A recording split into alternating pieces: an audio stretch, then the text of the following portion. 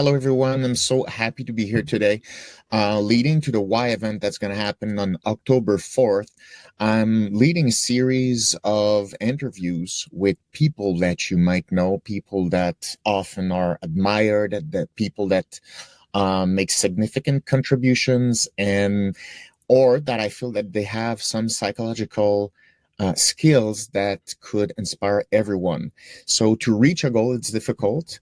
And in this interview today, I will speak with Lisette Oropesa.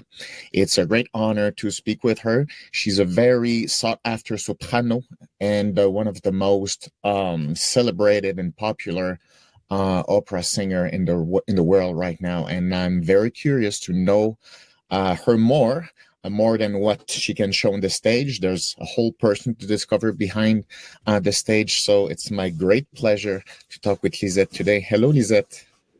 Hello, Guillaume. Thank you so much for having me. I'm very, very happy. I was looking forward to this discussion. As you know, I'm interested in human brain, behavior, performance, skills. And 10 years ago, it was new for me that I started to work with opera singers, and I discovered a new world of performance, of precision, of being good at doing so many things at the same time. And not everyone knows opera, but the more I was interested in opera singing and the training, the practice, how hard it is, I became more and more interested to understand the background, how a singer can think. And so it's a pleasure to have this conversation today, Lisette. Thank you. No, I love that you said that there is a whole person behind the performer. I think that's an incredible thing to see and to think about when you're going to an opera, because you're not really, I think people who do know opera and come to operas don't necessarily go for the singers. Maybe they go for the piece, they go for the music. But thank you for your curiosity, and I just happy to share anything about my own personal approach. Well, if you don't mind, I was thinking about this discussion. I think it would be useful to come back just a little bit more on your background, where you grew up as a kid. I know there's a lot of influences around you, but I would like to understand better how all these influences made your decision to go from, for example, flute and to switch to singing. So in which kind of environment did you grow up? Well, I was very fortunate that I grew up in a very musical household, Guillaume. I think that's a tremendous advantage, because a lot of singers who want to sing don't have the encouragement at home. But I had a lot of encouragement at home. So because my mom sang and she taught music, and so I was able to have not only talent all around me, because my sisters sing, my grandfather sings, my aunts all sing, everybody in my family sings. So I had talent around me, so I could listen to good examples and imitate. So I had that as an advantage. And also I had the advantage of people that just loved music and believed that music was a worthwhile pursuit. And it's quite rare to have a family like this, right? Because a lot of singers or artists are in general, they feel very much alone, and people telling them are you gonna get a real job? What's your plan B? All these discussions, and I'm telling you that because it's something that I've heard so much, I have to think about the plan B. And I'm like, is that good? Is that bad? What are the circumstances that lead you to feel that I cannot aim for that? So you were encouraged. You had a family. Music was fine. It was a good topic. Yeah. I mean, my family, we were immigrants from Cuba, came to the United States. And I was born in the United States, and both my parents were from Cuba. So for them, raising kids in America was already a huge benefit and a huge opportunity. They were not looking to go higher. There are some kids whose families want their children to succeed even more. Maybe they put pressure on them to be a doctor or be a lawyer or something, so that you can become rich. My family, we felt that because we made it to America, we already got the next level. because in Cuba there was nothing. In America, there was already like all of this, so it was already a huge start. And they just wanted me to get an education and to be independent and to be happy. And that was enough. And I appreciate that, because if I had parents that were pushing me to, I don't know, change the world or to invent something and become some millionaire or something like that, then maybe I would have felt all this pressure to succeed all the time. And so I felt like it's a positive way to encourage a child or a person to follow their dreams if you're not pushing them towards a financial goal or towards just something that's really far out of reach and difficult to achieve. So it's quite interesting that your parents didn't put pressure on you to say, like, we're in the US now, you're gonna succeed in the US, and there are certain ways to succeed in the US. There are some titles that you need to get, and you didn't have that pressure. It's like you like singing, you're like, They thought that coming to the US, you could be free to follow your dreams. This was what the whole wasn't about.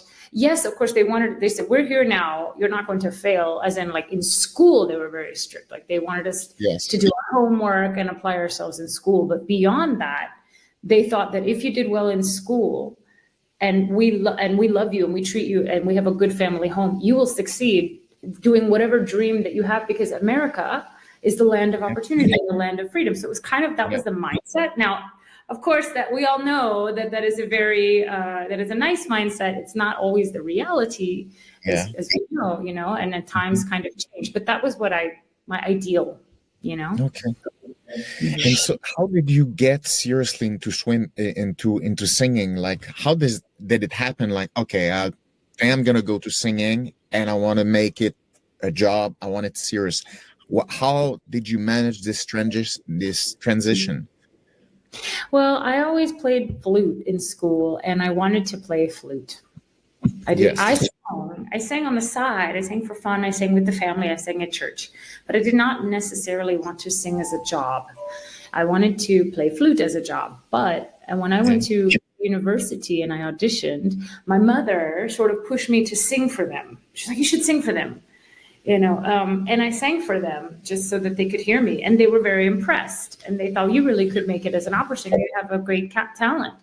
And I said, well, I have a talent because my mom is a singer. Like, I've just been imitating her my whole life. I don't actually have any talent. I just, genetics, I don't know. And I wanted to play. But when I auditioned for the flute people, they weren't as enthusiastic about me as the voice people were. Okay. It was like the voice people were like, yeah, go for it. And the flute people were like, sure, okay. But how did you feel?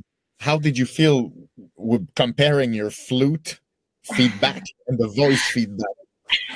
Well, I guess it depends. At the time, I thought, well, if I just practice harder, I can be a flutist, because they didn't tell me no. They just weren't as enthusiastic as the voice people. The voice people were screaming yes, and the flute people were kind of whispering yes. And so I thought, okay, well, so I did both for like one semester, because I didn't want to like just give up on flute immediately, because I loved it and I had dedicated my entire youth to this instrument.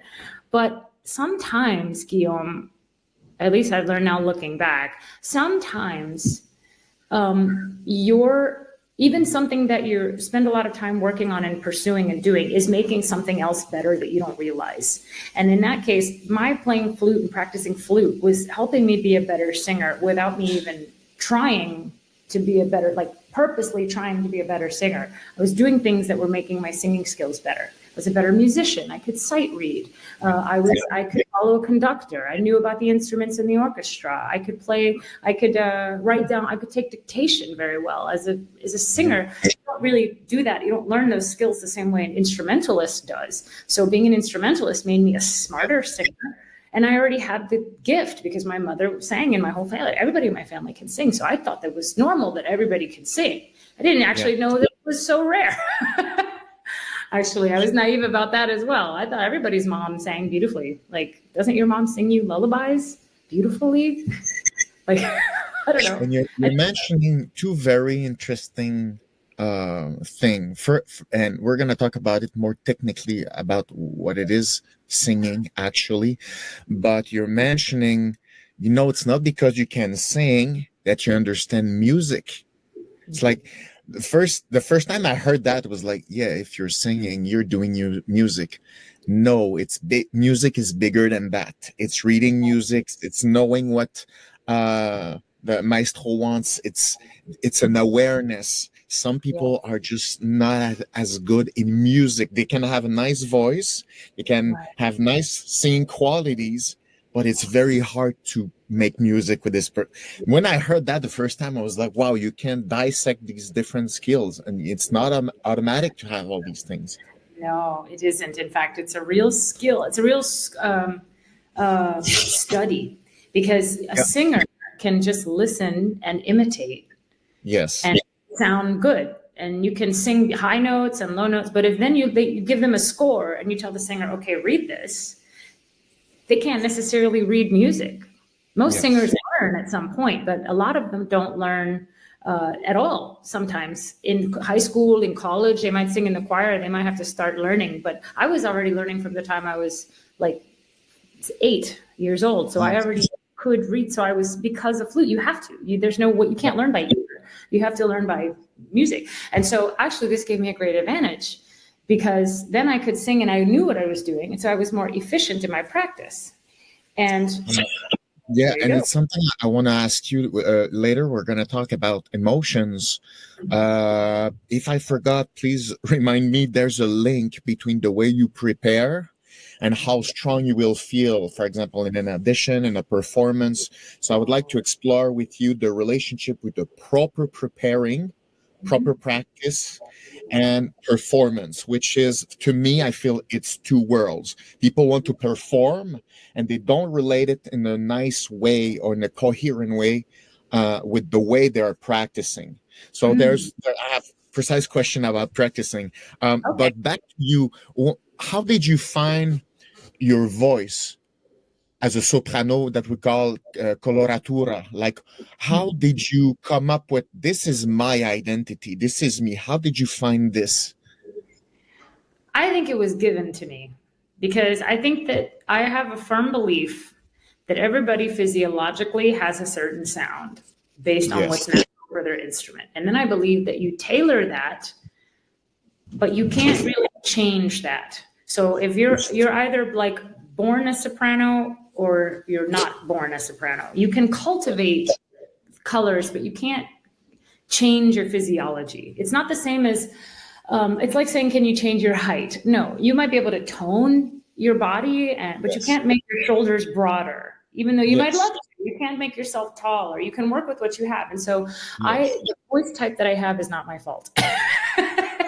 It's not my choice or my fault. Now, of course, you can strengthen it and develop it, and you can cheat, and there are certain things you can do. But my voice type is the same as my mom. I think they're very similar to what my mom had. It was just, she was a higher soprano. My voice is a little different colors because I developed it longer. Like, she stopped singing and began teaching when she was in her 30s, and I'm in my 40s and I'm still singing. So I have things now in my voice at this age that maybe my mom, I don't know what my mom would have done because she stopped her development. So it's like, in other words, I took the practice further as a professional singer, but the core of the instrument is very similar to my mom, which is this beautiful high soprano, lighter soprano. Her voice to me, I think is so beautiful, because my mom, I swear she didn't have to practice as much as I do.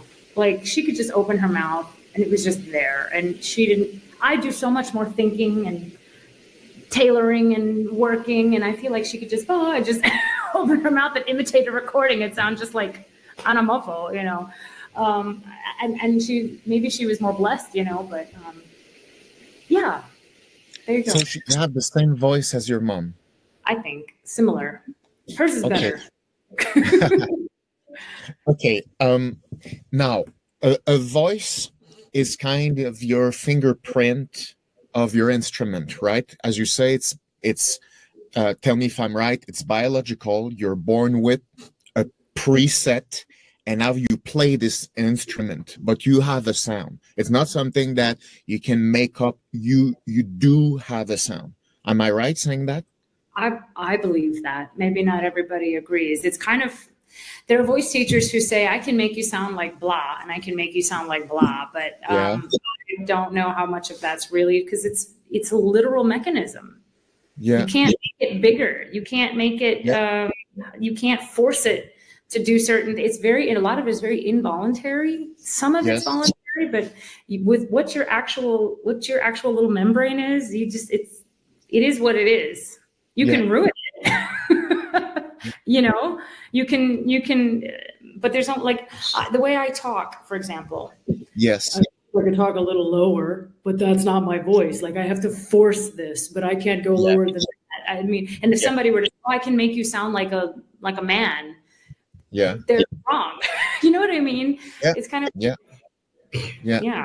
Okay. So, when you say soprano, does it mean, do you separate, for example, I'm a soprano voice singing, but talking, maybe I'm not a soprano? Is there, do you define the speaking voice and the singing voice? Not really. Actually, I'd never thought of that. I think the way that I speak is because most people do speak in their chest register, like they're like this register here, the lower one, because it's louder. But I also think the way that I speak is because of the language that I was brought up in, which is Spanish, which is nasal. Spanish speakers tend to speak in this kind of way, at least our family. You know, so I speak that way. So maybe my voice is a bit nasal. And so I think language informs that. And I think that. Yeah. Oh, I'm so happy to talk to you about these things like this. Okay. Like, you're bringing a technical point here, the language. It's something, you know, it's not something I can talk about a lot, but now you're talking about it. There's some languages that, you know, and forgive my naivete, but that is more, I think you say nasal. It's more the front. Okay? Like Latin word, Latin, Italian, Spanish, French. It's very like this. English is more here. Am I right? Yes, I completely agree. English is very in the back. Yeah. And do you feel there's a difference with how a person uses his instrument with the language that he speaks, that it's sometimes going to create a more, for example, leadership effect, stronger effect, lighter effect, more emotional effect? Does the language change how people feel when they're talking? I think it does. Because language is the only reason we have it is to communicate an idea, to express an idea or a thought, right? This is why we have language. Otherwise, we would just look at each other all the time, right? And I don't have to, sometimes I can speak to you without saying anything. I can say things with my eyes. I can say things with my gestures. But when you verbalize something, you only have the context of that language. But for example, as you know, and you speak many languages as well, Guillaume, certain languages have certain things that you say a certain way, ideas that you verbalize a certain way, and then other ideas that are verbalized a different way. So it's like, if you speak more than one language, it opens up your mind to perceiving a concept 2 or 3 different ways, because, you know, well, in Spain, they say this, in Spanish, it's this, and then in English, it's that. Even though it might be the same sort of idea, but not really. There's like another perspective. It's very hard to explain, but I think you get it, because I think you speak more than one language. Obviously, you speak more than one language, and you know what I'm saying. But like, even just a simple thought, like the fact that we say our adjective after our noun is one thing that you just don't do in English. You say a red car, not a car red. Yes. But even something as simple as that already shows you there's 2 ways to say a car that is red. A red car, a car that is red. Which one, where you position the word has a different stress. We're saying the car first and then the describing after. In English, you describe the car and then you say that it's a car. Yes. Don't know why, but it's like, that's one tiny, very minuscule example, but there are much greater examples, which is fun, because any thought, any idea, when you're reading a libretto or you're going through text and you say, okay, well, I have to sing this, and it's in this language that's not mine. How would I say that in my language? Yes. It might be completely different. So that translation is something you have to work on as part of your skills. And being multilingual is amazing. It really opens your mind. I wish I spoke more languages, actually. I only speak 4.5, but I want to speak like 10. And it's part of your job to speak many languages, right? To work in opera, you need to read, to recognize, to feel, because you have a character to play. So you cannot just like do sound. You have to show a character developing. So which is another skill. Let's come back to the languages. One of the things that made me love languages was the sound of it. It's like it sounds different. Some language you feel, you know, for example, like I feel stronger when there's more ha, ka, ha. I love these things. Interesting. Yeah, yes. I most of people, they like the more nasal, more forward, and it's not my instrument. It's not my best sound, right? So when you sing, sometimes you sing in German, sometimes in Italian, different languages. And because it's different in your body, the languages, do you need to kind of make a conversion on this going to be very German? So I need to modify how I'm going to sing to make sure I'm using my instrument right. Can you just teach us how do you think to use yourself well with a specific language? Well, I mean, that's definitely a big part of the preparation, because there are certain words in certain languages that require a certain stress in order to be effective on stage, so that you say them the way you mean them. For example, a word like crudele, cruel, right? Cruel.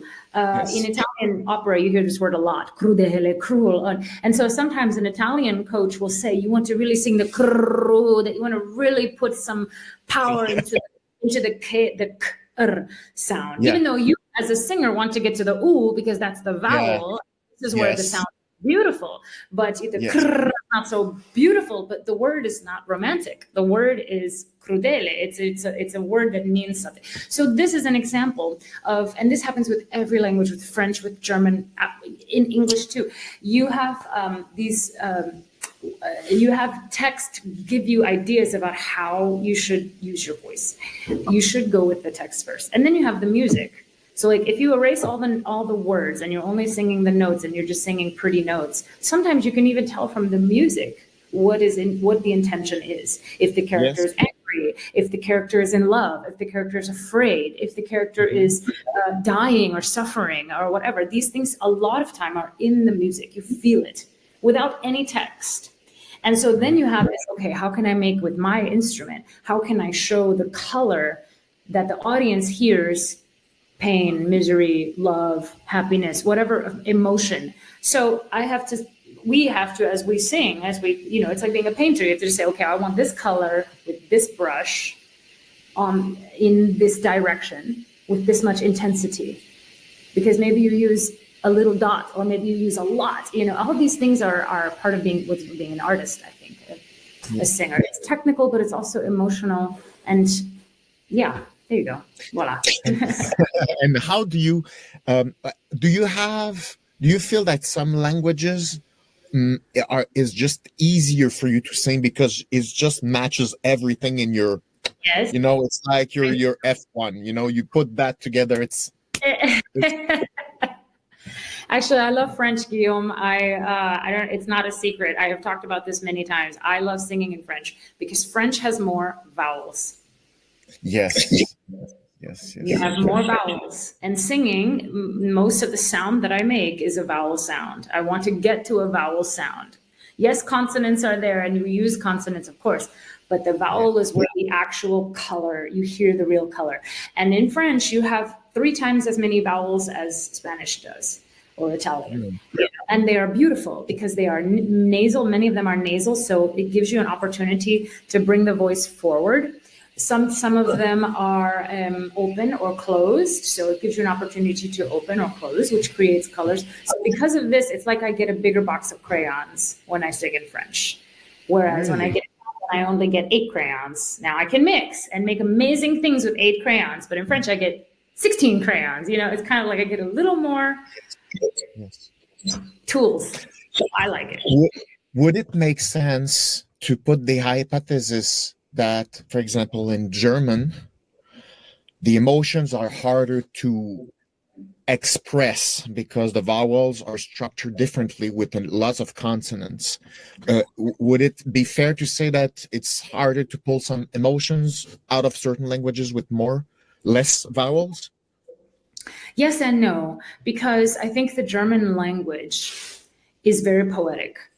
And German text, operas with a lot of German text, like Wagner operas, like Strauss operas, that are very text heavy, very poetic, you have to get much more subtle with your interpretation. Whereas Italian operas tend to have less text. The libretto is short, it repeats itself more, and it's more about hearing the color of the voice because it's a vocalic language. So there are consonants. In fact, there are very important consonants in Italian, like the double and like the R and yes, they are there, but it's not so crucial as in German, where it's like 50% consonants and 50% vowel. But the German language, there's more poetry. There tends to be, I think, this is an opinion. For me, the language is more poetic, more leader-like, like it's in, we are reading a poem. And it's more about the text. And so then when you sing, you have the opportunity to be less obsessed with the color all the time of the actual quality of the voice. And it's more about communicating poetry, if that makes any sense. So I feel like, yes, and the thing is, many German speakers, like native German speakers who tend to sing a lot of German, I find them the most sensitive singers. So sensitive because they take risks a lot of time that I feel like sometimes Italian singers, they don't perceive those risks as possible, perhaps because those risks are not written into the language. It's like they're not written into the art form as the Italians intended it. Whereas where the Germans are, for me, I mean, this is very general, but for example, just yesterday, I went to a concert, or 2 days ago, I went to a concert of the first act of Die Walküre. I don't sing Wagner, but the whole thing is text.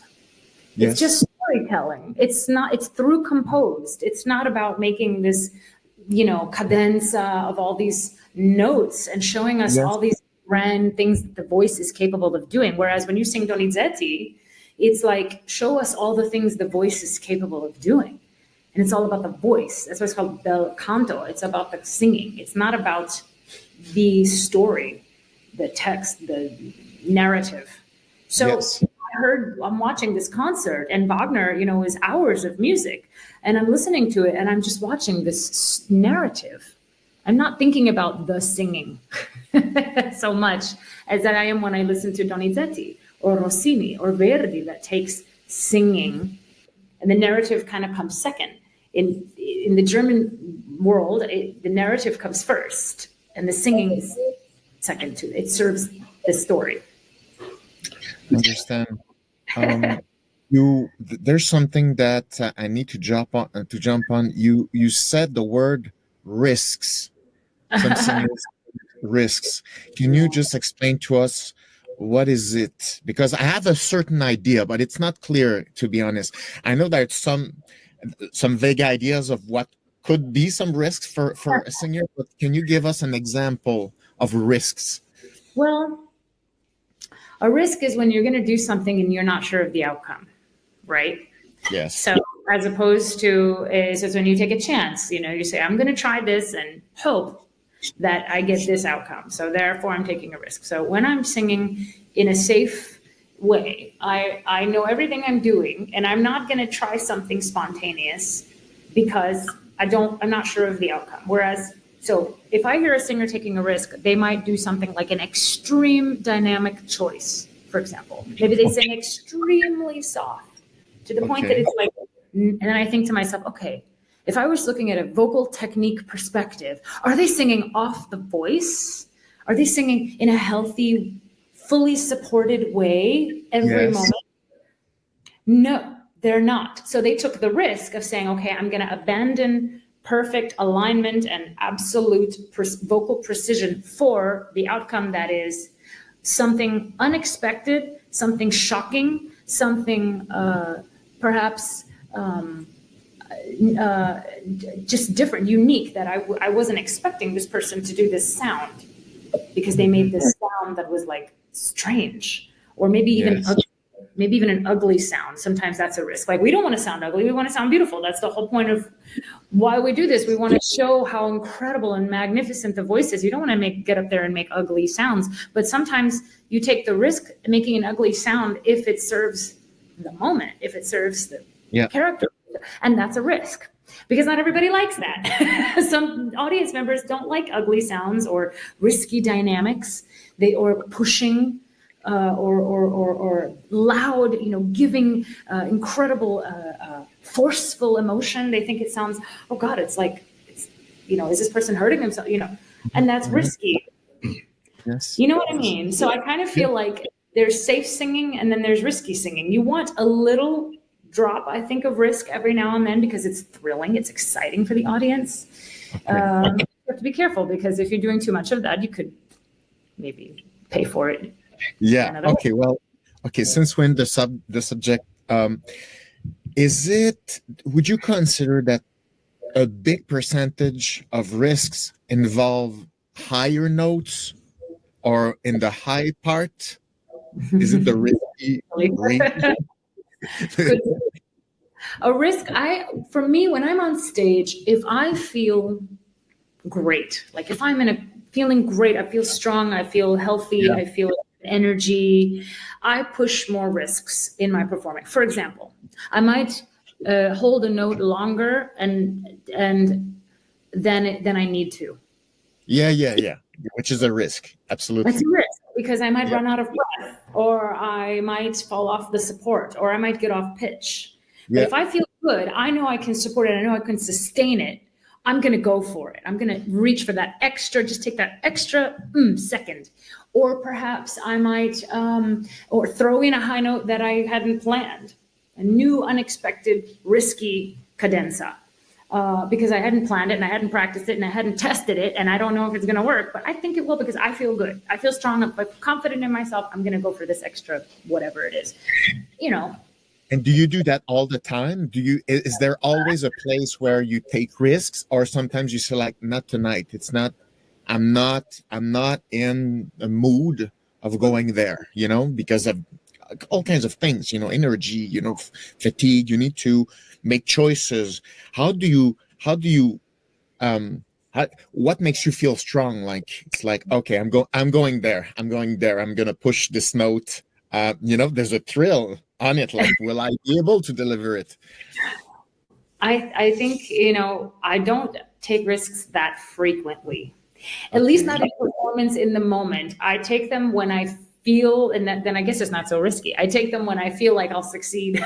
That's not much of a risk, is it? It's kind of like, it's always a risk. If people are watching, there is a risk. There's a risk. I could still fall, but I feel like it's one of those things of every night is a risk, because I suppose even though you might feel great, the morning you wake up of the performance, you feel fantastic, you had your food, you feel great, you rested, and then you start, as the performance goes, feeling tired. And then by the end, you have nothing. So, and that's not a good night to take a risk. Like, you might realize 15 minutes before your last thing that, oh God, I don't know if I can make it. And then you start kind of like, so I think risk is one of those things that as you gain experience, Guillaume, you figure out when it's safe. Because you still want to be safe, but also maybe, like, for example, if it's the last show of the run and I know I have a week after to recover, I'll go for it, because it's the last one. I'm not like, I have to sing tomorrow, then I'm not going to take a single risk because I have to sing tomorrow. So I'm going to be very careful and very conservative, Yes. Okay. That's really interesting. How did you discover the coloratura of your voice? Is it, do you start by saying like, okay, let's start by being a soprano and make sure that that's the reality? Okay, that's fine. But it was never clear to me what the component of coloratura, what is this exactly? Is it kind of an option, a style, just in your voice, in you? How would you describe what it is? I think, so coloratura, as far as I define it, is that it's the ability for your voice to move fast. with many, many notes. So like if you're just singing, ah, it's one thing, but if you're going, ah, that's a lot of more notes. Yes. And a coloratura singer. Now, it's not just soprano, because there are coloratura mezzo, there's coloratura baritone, there's coloratura bass, there's coloratura everything. And there's coloratura in many different roles, not just for the high women. Typically, coloratura as a voice type is described as the lighter voices that move very fast and have very good high notes. That's the voice type. You would say this is a coloratura soprano. But coloratura technically means the ability to move your voice fast. Like a tenor, a Rossini tenor, like Juan Diego Flores was a coloratura because he could sing fast notes in Rossini, and you would go, wow, how is he moving his voice so fast, so many notes? So this is, it's a skill. But some people have it naturally, can move their voice fast. And you find out when you are first training, because you have to sing like a scale.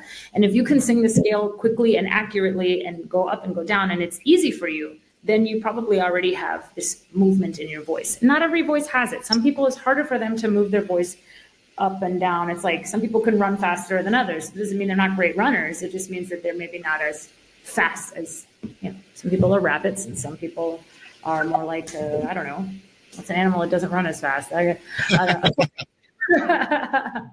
you know, so okay. I find this skill very interesting.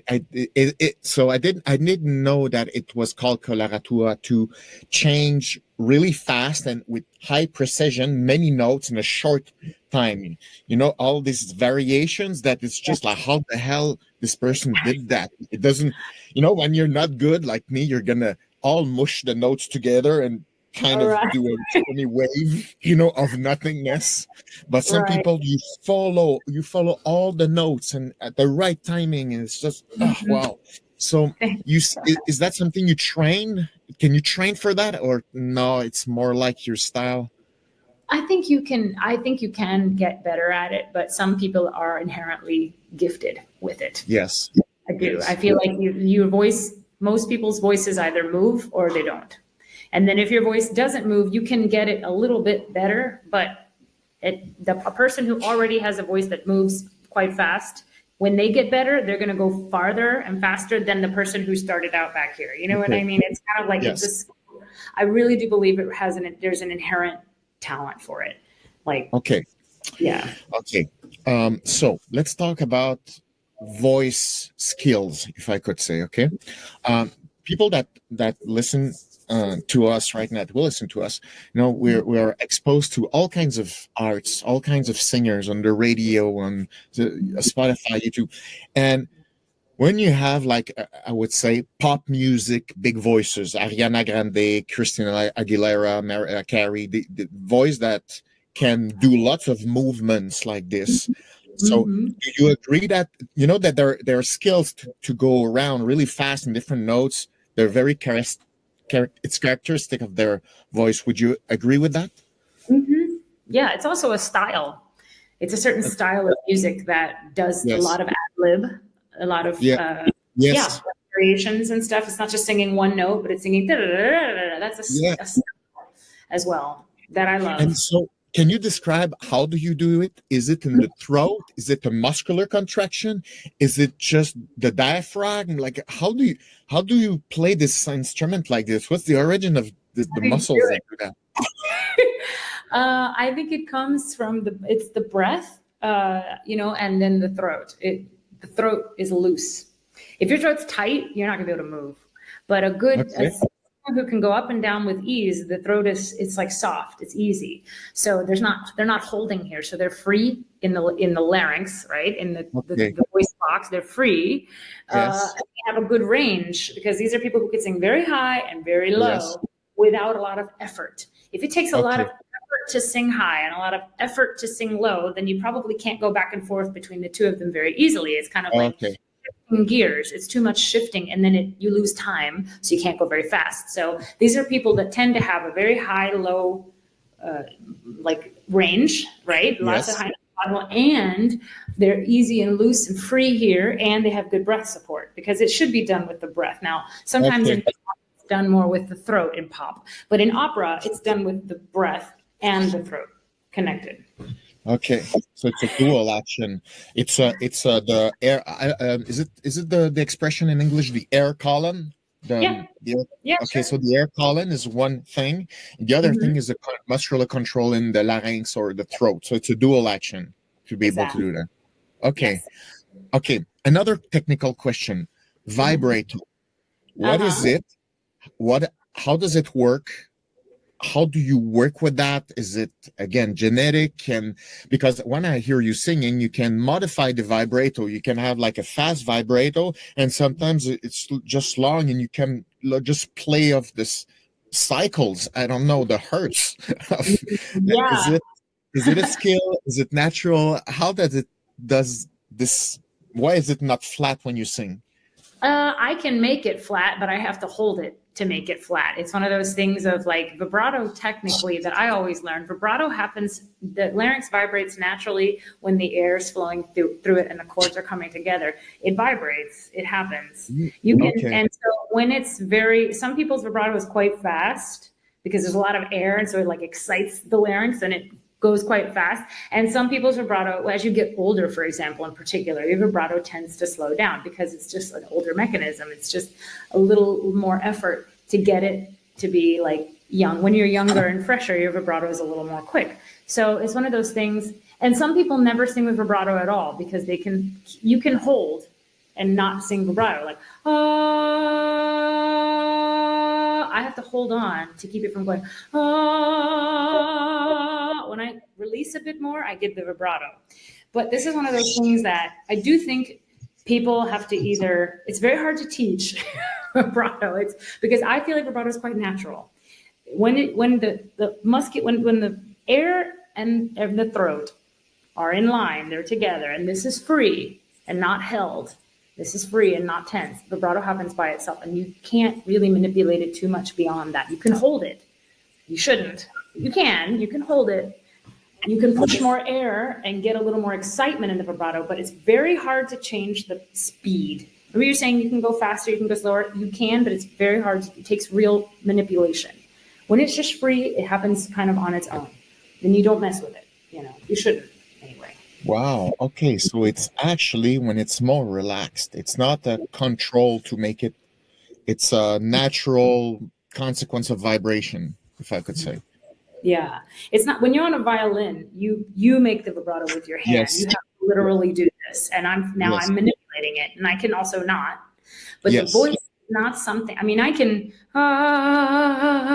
but that's effort. I'm forcing it. It doesn't sound natural, and you can tell it's not natural. Yes. So one of those things of this has to be free. You have to develop it, and the air has to really be working. So it's just, again, some of these coordinations, honestly, Guillaume, for some people are just natural. They can just do it inherently. And some people have to learn. It's like matching pitch. Like some people can match pitch and sing in tune naturally, and some people can't. They can't hear it. And it's not that they're like not smart. It's just, I do think some of it is wiring. Some people are wired for math and mechanics and numbers and some people are not. It's just wiring. I really do believe that. Honestly, it's wiring. How was it for you? Did you have the vibrato very young? Yes. Naturally, really? Ever since I was 5. Yeah, because my mom, I just imitated it. I don't know. I could just do it.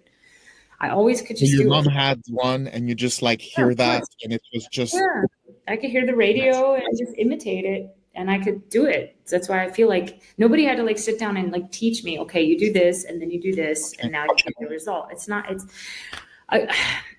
In a way, it's hard because I feel bad because in a lot of ways I was very gifted and very blessed and very privileged because of that. But then if someone asks, but how do you do it? I'm like, I don't know. I just can't. I know what's technically happening. I don't know what I'm doing to make it happen other than, any more than you can say, why is your heart beating? Are you making it beat? You're like, no.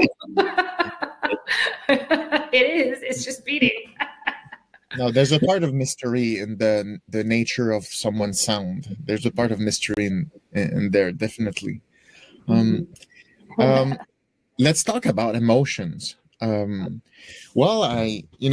in psychology, I talk a lot about emotions and all kind of cognitive processes. And when I started to work with singers, I realized how much, emotions can be in the way of their own singing, depending of how they feel, the phases of their lives. If they feel miserable, they feel pretty strong, it's very sensitive. So the psychology seems to influence a lot the instrument, since it's air, it's muscles.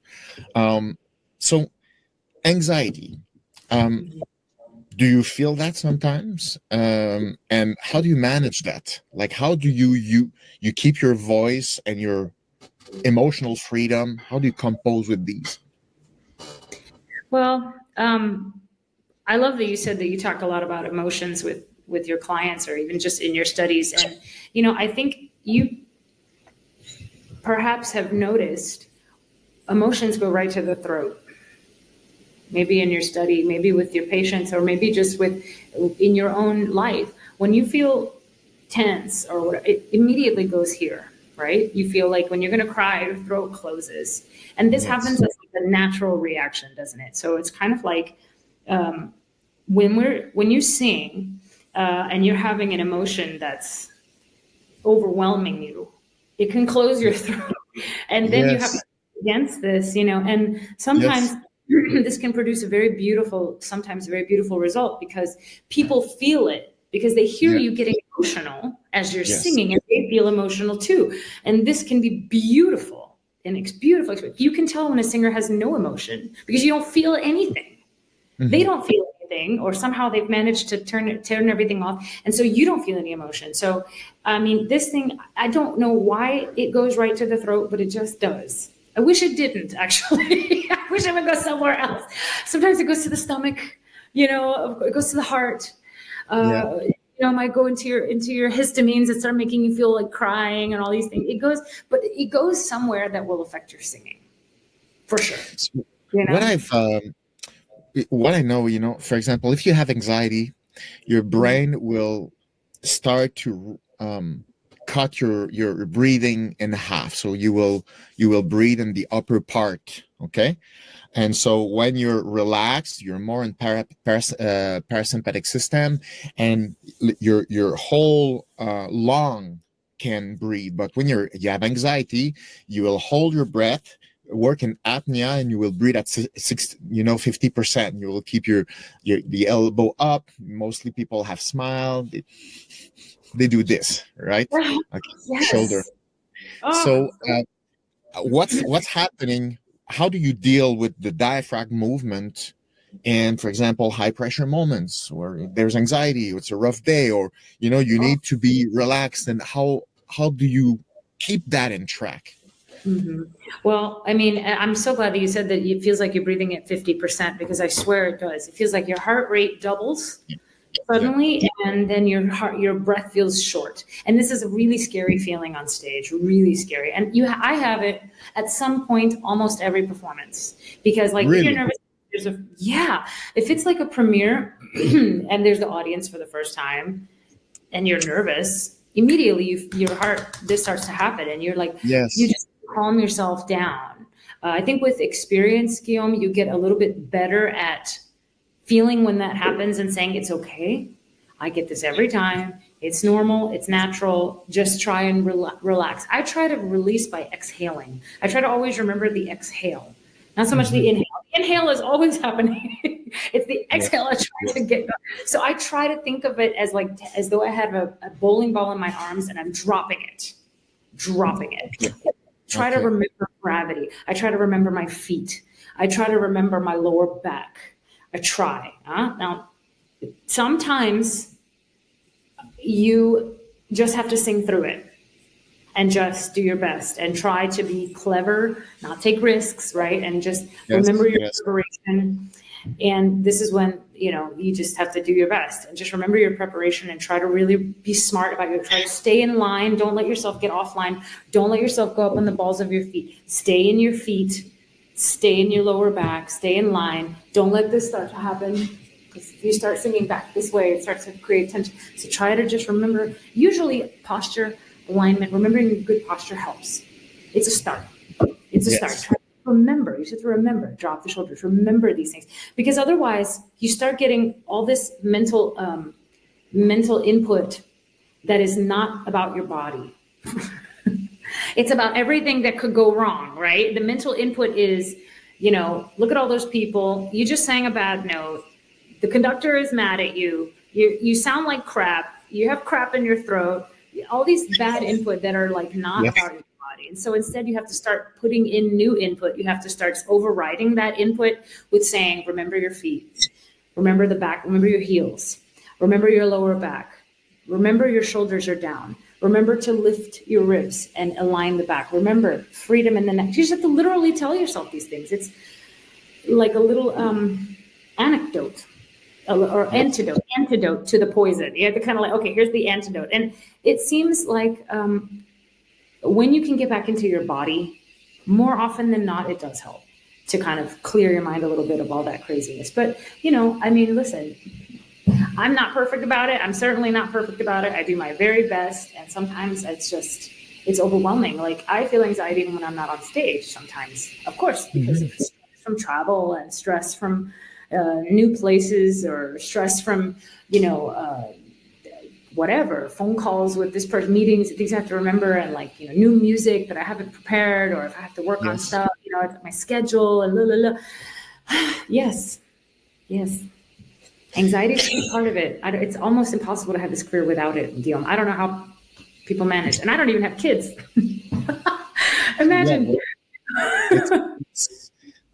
Anxiety, like in most of my workshops or courses that I give, like anxiety is kind of like one of the major form of energy that you need to manage. You cannot just like erase anxiety or think that somehow you're gonna be confident enough to not feel any anxiety. It's just not possible. It's something you need to accept and manage. If you refuse to manage anxiety will run after you like a monster. So either you accept it, you deal with it on an important moment, but if you want to turn your back on it, it's going to run after you. So that's a lot of thing happens on stage because now you cannot hide, but you've been hiding from anxiety for a long time now. It's not the right time to practice that. You know, that's, you know, one of the questions I want to talk to you is how do you carefully prepare for that? Because anxiety needs to be prepared also. Yes. I think Guillaume, preparation is the word. I think you said it. I think preparation is the best antidote to anxiety that there can possibly be, because you eliminate the majority of it if you have a plan. Yes. If you have a plan, if you know, I'm gonna, like, for example, let's say I have a new engagement of a new role coming up in 1 year. And I know I have 12 months to learn this music. I will only create anxiety if I wait until the last month to start learning the music. Now I will be a slave to my anxiety if I do that. So I know if I prepare sooner, if I put in groundwork earlier, if I prepare in advance, I am eliminating a good chunk of anxiety that could potentially enter into this process, into this project. So I say, okay, the first thing is preparation, as you said, preparing. The second thing is creating realistic goals for yourself. Realistic. Okay. You cannot say, I'm going to do this and it's going to be the best thing that has ever been. If you have you want to say, I'm going to give my best. But if you say, my goal is that I'm going to sing this and I'm going to change the world, or I'm going to do this and something, you have this very unrealistic expectation of yourself. You don't need it. Yes. Because you're asking for too much. Then you're already creating something that you can make a disappointment of yourself. So if you say to yourself, I'm going to prepare early, I'm going to do my best and put in my best effort, and whatever result my best effort gives me, I will be satisfied with the result. The result that I'm going to get is only going to come based on my effort. If my effort was 100%, then my result should be good. If my effort was 50%, my result might not be great. And I can't blame the world for that. I can only blame myself for that, because I know I didn't give 100%. But if I know I will give 100% to this project because I care, because I want it to be good, because I have integrity, because I want to make a good impression, whatever your reasons. Yes. So prepare, you have realistic expectations. you give your 100% best of yourself as best as you can. And that you also give yourself some grace, and you say, I expect 100% of myself, but I also know that I am not going to beat myself on the back if I am not perfect every time I open my mouth to try this. This is new, this is unknown territory. I'm not going to know my way around this new city with my eyes closed. I have to have a map. I have to have a dictionary, and I have to, so you have to give yourself grace. Yes. Be reasonable. And that's all you can do. Beyond that, you can't do anything else. You can't change what everybody else is going to do. You can't say, oh, the conductor's going to let me do this, and the director's going to let me do that. You can't control them. You can only control you, right? Voila. And I think beyond that, the other thing you can do is just practice a lot. Repeat things. Try them over and over. Really get into the lasagna. Don't wait until you get there to put the lasagna in your mouth. Get into the lasagna before you arrive, so that you've already crossed the hardest bridges. You've already found the hardest moments. You know where they are before you get to the project and you have to start presenting it. Because for me, I don't like to show up to a gig, for example, and not know my music completely off, like memorized, because then I'm behind. If I'm behind, then I don't have a great result. And then I'm stressing everybody out, Well, speaking of lasagna, I'm not sure that all singers know about the lasagna. It feels like, they're like, here's the thing, you just said, in other words, you need to focus on what you control first. And what you control is a lot of little work that you need to put together. So it must increase your feeling of competence, but also emotionally, you expose yourself to the real challenges. So the more you expose yourself, the more anxiety remains under control and will not increase towards the show, for example. But here is another tricky question about the lasagna and about practicing. Singers will say, no, I practice. And you say, how did you do that exactly? And I heard from some coaches that one phenomenon that happens is a phenomenon that they call marking. Oh, yes. So can you explain to the general audience what marking is and why do singers do that? Okay. Well, think of marking as half doing something. So when you are marking, you're singing at less than full effort.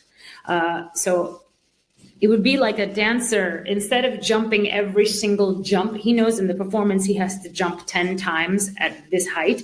In the rehearsal, he might, because he has to repeat it for 6 hours in the rehearsal, he's not going to do it for 6 hours. So he might do half. He'll mark the jumps. He will, okay, here's the jump, and then here's the jump, and then so he'll kind of he'll still do the jump, but he's not going to do them at full effort, because you can only do that so many times at full effort because the instrument is the human body is only going to take so much stress before it will start to have inflammation and fatigue and all these things that you don't want to push through as a singer. So a lot of singers will mark in rehearsals the harder parts, like the parts that are louder, the parts that are higher, the parts that are heavier, longer, more dramatic, those risks that they will take in the performance. They're not going to do every single day in rehearsal for 6 hours because it's fatigue. So we do it to save a bit our instrument. But when you're practicing by yourself alone, not when you're in the room with 10 people, but when it's just you, for me, I find I have to sing full voice every day, not for 6 hours, but for at least an hour and a half to get those jumps, those 10-foot jumps that I'm expected. I have to do them in real life at some point before I get there. I cannot get there and then do the jumps when we are on stage and hope that they work, because I've never tried them. Then I'm taking a risk. I do not operate that way. That will give me so much stress and anxiety I cannot even imagine. I have to try it at least a few times and get it into my body. It's sort of like when you're training for a new distance or a marathon or something. Yes. Some people say for a marathon, you do not need to run the whole thing when you're training. You don't need to run the whole distance. Run almost the whole distance, almost, and then leave the full distance for the show, for the actual marathon. And that's only because they know that the full distance is extremely exhausting. And so most people won't run the whole distance. But can you get by on that for one marathon day? Maybe, yes. But I have to run a marathon every few months. Yes. Me, myself. It's, you know what I'm saying? So it's not like, so for me, it's worth it to run the marathon every so often so that I don't show up. And I've never done this. I've never actually sung this note in this context, you know? Yes. Yes. And, you know, a lot of singers, I noticed that sometimes they choose special moments where they decide that, no, it's going to be just marking. And it's like, you should do it for real a bit, but it becomes sometimes an anxiety to rehearse like full voice, because what if you realize right now that you can't do it? That's kind of a demon. Like, I don't want to have the news, so I'm going to mark and hope, you know? Oh, I can't do that. Guillaume, I cannot do that. I have to say, I maybe some singers feel like they can manage the day of, they will open their mouth and they will get it. They will push and get it. And that takes incredible amounts of risk and incredible amounts of faith in yourself. I am a lot less comfortable putting that kind of expectation on myself. I want to make sure I can do it before I get, or that I have at least done it once or a few times, ideally, before I get out there and try to do it for a paying audience, because the paying audience does not deserve to see my first attempt at doing this role, my first real true attempt. You know what I'm saying? That sounds very, it's like if you were to pay money to go see the Olympics, you know that's not the first time that gymnast has done that routine. They have done that routine thousands of times before they got to the Olympics. They would never try a routine for the first time on the Olympic floor. That would be crazy. Could they? Maybe, even if you're Simone Biles, maybe, yes, you can just probably get up there and wing it because you're the greatest that there's ever been. But unless you're the greatest of all time, like, I don't know. I'm not that risky with myself. I'm a lot more like cautious and, you know, what do you say? Just conservative, I guess you could say. Yeah. And how do you know how to push on a daily basis? Because, you know, opera to me is art, but it's almost athletic at this point, you know, because it's so precise, it's so physical. You need to kind of understand like the physical shape that it needs to deliver this kind of voice. How do you train or how do you practice, and how do you take care of maintaining your voice in a good shape? What does it mean? Like drinking hot milk with honey? Is it true? How do you take care of your instrument? Well, I think it's definitely an athletic pursuit. I think you're absolutely right. It's very athletic. I mean, the same way that an athlete takes care of their body in that they warm up, you know, they do their workout, they do their event, and they cool down and they rest and they eat a healthy diet and they sleep very well. All of these things that you need to do a great athletic performance are very similar, if not identical, to what you need for a vocal performance. The only difference is with our voices, because it's not all the way a muscle, it's a mucous membrane, which is kind of like, but it's, and because it's very small and it's with us all the time and takes all our emotions and takes all our allergies and takes all of our humidity and all this, it requires a lot of care. It's a very delicate little thing, you know, it's not quite the same. I mean, it's not so tolerant. It's a lot less tolerant. It's a lot more finicky. So in this case, you know, for me at least, number one, I take 12 hours of silence in every 24-hour period. If I have to sing every day, if I have to go to rehearsals every day for 6 hours, and then I have to start performing, I know that the night before from like 7 p.m. I'm silent so that I can have all the evening silent. I'm sleeping silent. I wake up in the morning, I'm silent until 7 a.m. or whatever that. So I have a 12-hour window that I do not speak. I don't whisper. I don't hum, nothing.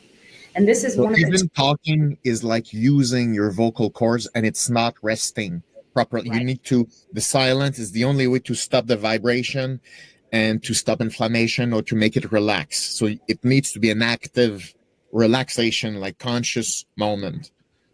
Yes, it's like athletes come home, put their feet up.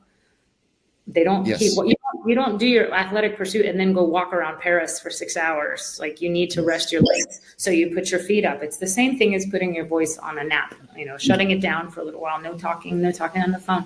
You can watch television. There's plenty that you can do. You can type, whatever. But they also, some experts, medical researchers I've read have said you don't even listen to music because your larynx responds. Yeah, he wants to sing it. Yes, it's like something you do involuntarily. We'll start. Yes, yes, it is true. Noise, it's crazy. So Yeah. I have to be very careful that I don't turn on music, even though sometimes I do. But I try to be okay. Don't respond. Don't. I mean, like who could do that? It's unbelievable because your brain wants to kind of be into the event. So, for example, I was doing swimming competition for many years. When I watch swimming, my brain knows what to do in my body. I know. I feel I'm not gonna actually move in my bed. I'm watching the thing, but my body, I know my body now is kind of ready to do the things that I'm looking. So the motor pattern, it's not just for hands and feet. It's inside. It's the breathings. When you want to say the lyrics, you want to hum. And it creates some micro tension. So it's very interesting how sensitive the motor area is activated, when it feels like, oh, it's going to be me. I'm going to do it. Like, no, you're resting. Don't do anything. Yeah, don't do it. You have to do something totally brainless. Yes, like totally. Yes. I even had a ENT tell me one time, like, for example, if you want to like go out and sit in the audience or be in a crowd when there's a lot of people, even if you don't plan to speak, your larynx is prepared to speak in case someone talks to you. So yes. you shouldn't even be in crowds, like around people. And also they might cough on you and then you get sick. So, avoiding another story. But that's, yeah. There are two interesting things about that. One of those you already mentioned. We were talking about breathing, holding your breath. Yeah. If, for example, someone goes on a stage, okay, not musical, just like a speech, a politician. If the person on stage starts by inhaling, all the audience will hold their breath. And so basically the person in front will control the oxygen intake of the public. So if you want to make the public relax, you must start by exhaling, the public exhale, and you start talking. But if you start like this, everyone is like, oh my God, this is not compatible with relaxation. It's not even compatible with humor. If a stand-up comedian comes up on a stage and it's finished, you're out. You cannot laugh on an intake. You laugh when it's outside. So if the comedian starts with exhaling, everybody's like, okay, that's fine. We're ready to laugh. Otherwise, everybody's standby. That's so it's so interesting. It's so interesting because when we look at impressive performances in opera, and sometimes like you have no choice to react like, wow, it's so touching, it's so nice, and you are able to feel these emotions because there is freedom inside. But it's the people on stage that will set the tone of the audience. So the success on stage, like the experience that you give for the public, it starts with you. You're leading a lot of part of the process, and that's why you were mentioning anxiety cannot just be managed on the time. It's managed on a daily basis in preparation. So I think it's a key thing that you've mentioned there.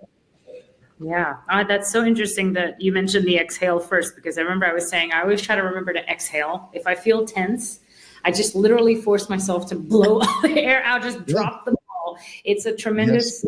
It's very Even when I'm meditating, you know, I always try to remember, just let all the air out first, because an inhale is a reaction to everything being out. It's like inhale happens by itself, you know, so it's like you always think, take a deep breath. It's like, no, don't take a deep breath. Exhale a deep breath, then everything will happen. So it's like, I try to remember that. Sometimes, you know, it's so interesting how you said that the audience reacts with what the person on stage is doing, because that's why I was saying about the emotion. When you give an emotion and experience and you're singing with feeling, the audience can feel too. Just like when you're not, the audience also doesn't. And I definitely noticed that, but I didn't realize it was a true, like, real phenomenon, like physiological reality. I thought, you know, it just happens to me, so it must happen to everybody else, you know? No, what you're saying is actually rock solid science. It's very solid. There is a synchronization of breathing, and the person that we direct your attention to and has a hierarchy power will dictate oxygen regulation. So it's a big job. You know, when you're on stage, you're basically managing a part of the oxygen of the audience.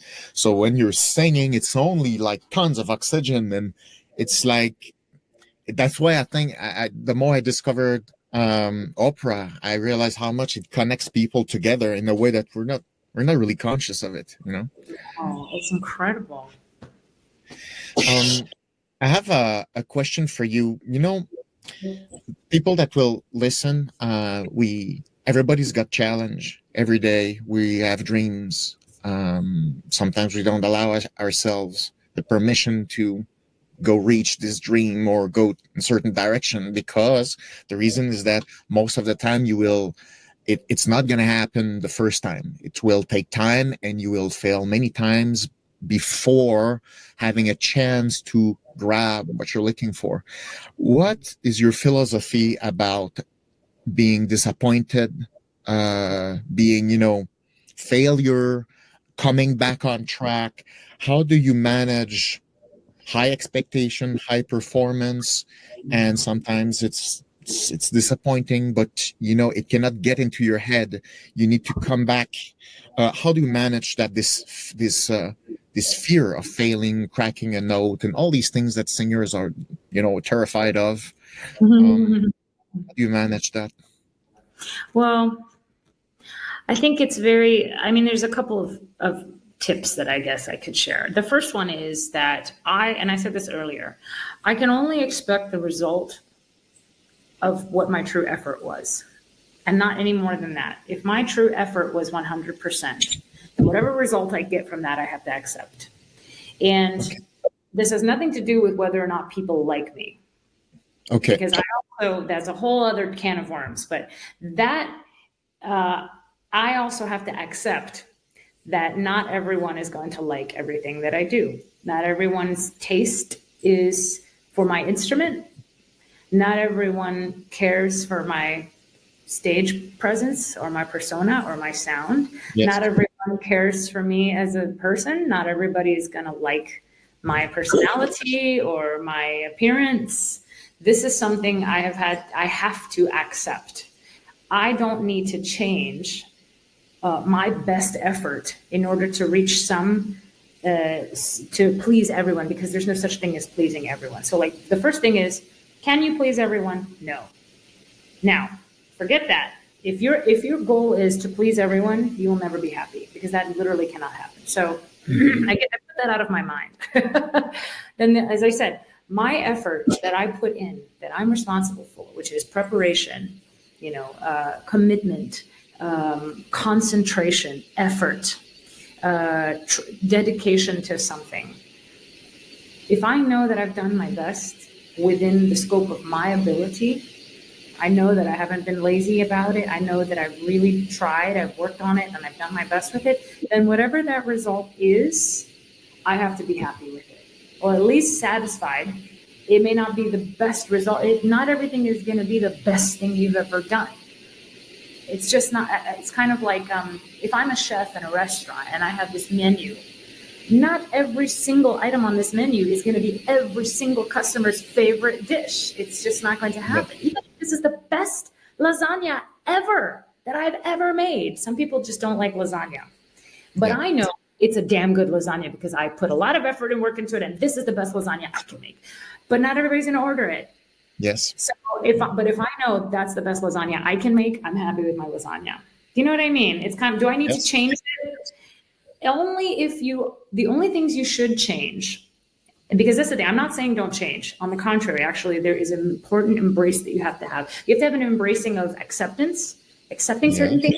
And then you have to have an embracing of, I'm willing to change certain things. So the things that I know I can change that are worth changing are things that are harming me, keeping me from having my best vocal health, things that are harming my mental health, habits that are creeping in, that are making me feel like crap, or making me not sleep, or making me upset, or making me feel in a way that is not negative and is not proactive, is not positive and good.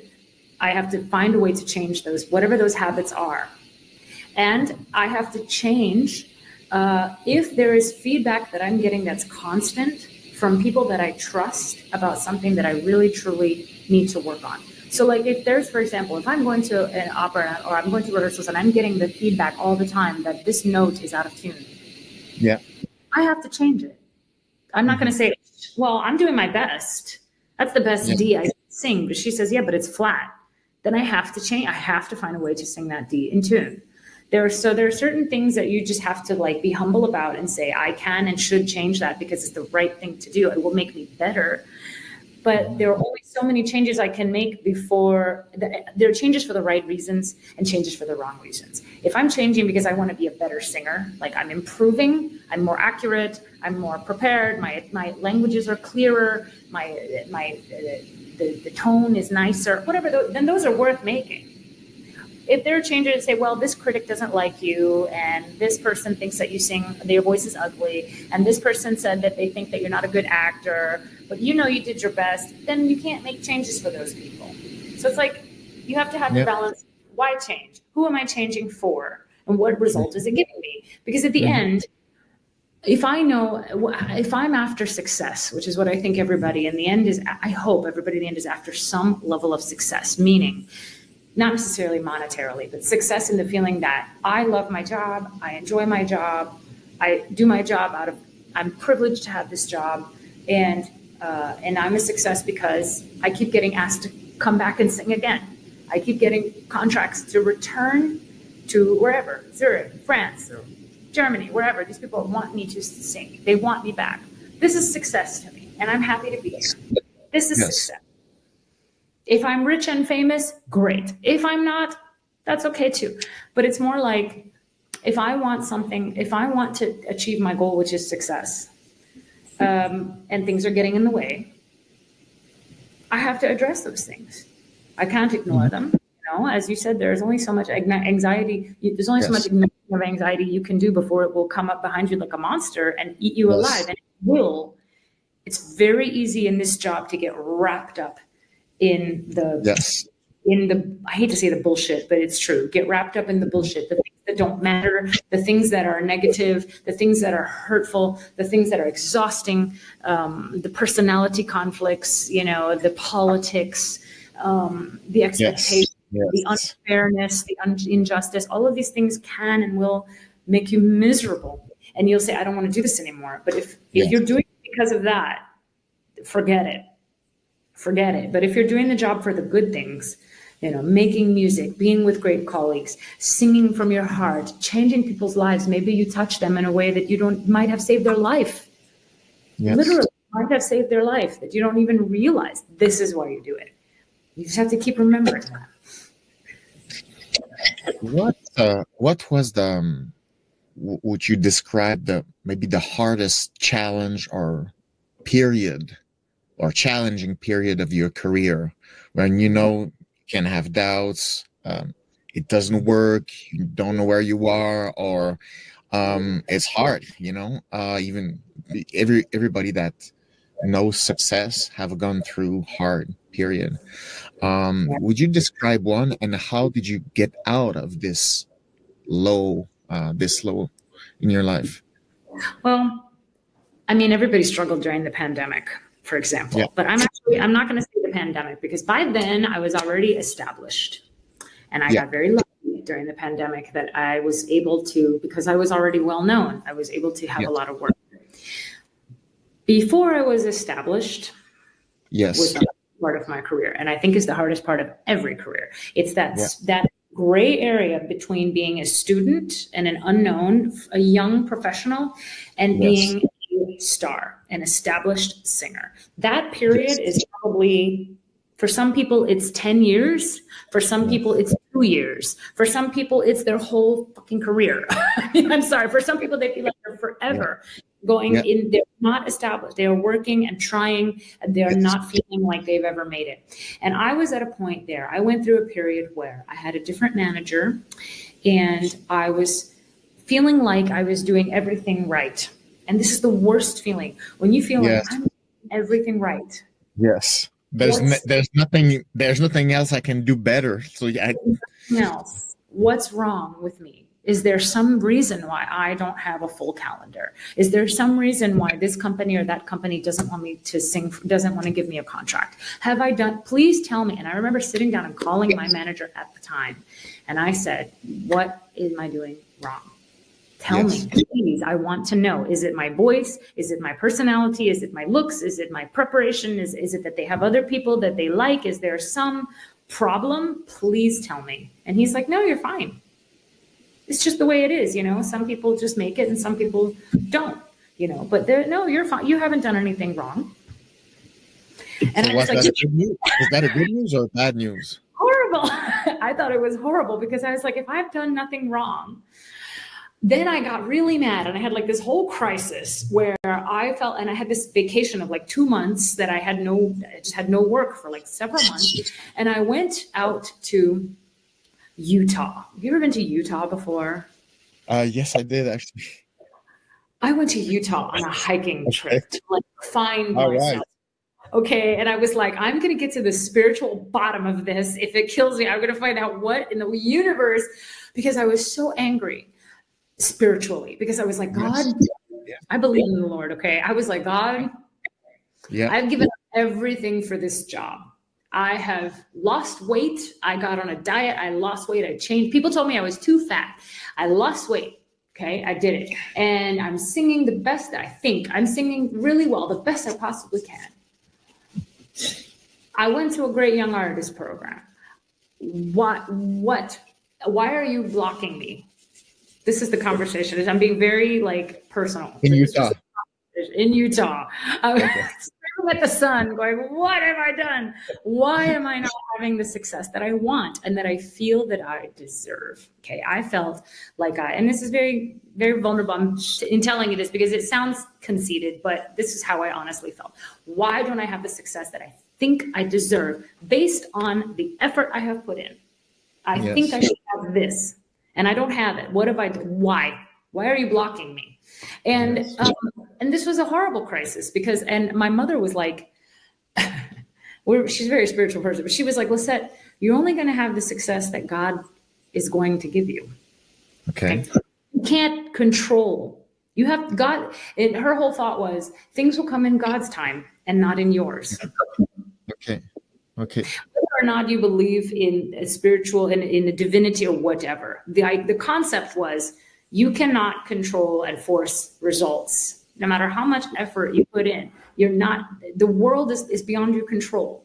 Sometimes things are just beyond your control, out of your control. You can't. And so if you have these expectations that I'm doing A, B, and C, and my results should be X, Y, and Z, period, because it's not science. It's not math and it's not science. There are many things at play. Politics, emotions, personalities, networks, certain things. There are things that have nothing to do with you. And you have to accept that you can't control your destiny all that much, was what she tried to tell me. Of course, I hated this answer and I didn't think this was fair or right. And I thought, no, I have to be able to control it. If I can't control it, then why am I doing this job? Because this is hard work. Okay. So you were in Utah, you were praying, you were like, okay, can I get an answer, or I just gonna work harder? Like, what's, because I thought that the moral of your story is like your mom was right, so just like wait that God does it. Kind of was. Like, no, I need to control more. It's like, I need to control more. Well, so the first thing I did was I fired my manager. I came home and I said, then obviously he's not the right manager for me, because I'm not the one making phone calls to get myself jobs. My manager is. So I said, okay, maybe I need a different manager, because for him to say, this is as far as I can take you, then he's not the person who's willing to take me to the next level. You need somebody who says, Lisette, I think you're ready for the next level and I'm going to help you get there. All he said was, this is the best we can do. And I was like, this is not the best. This is not enough. Now, maybe that sounds like shit.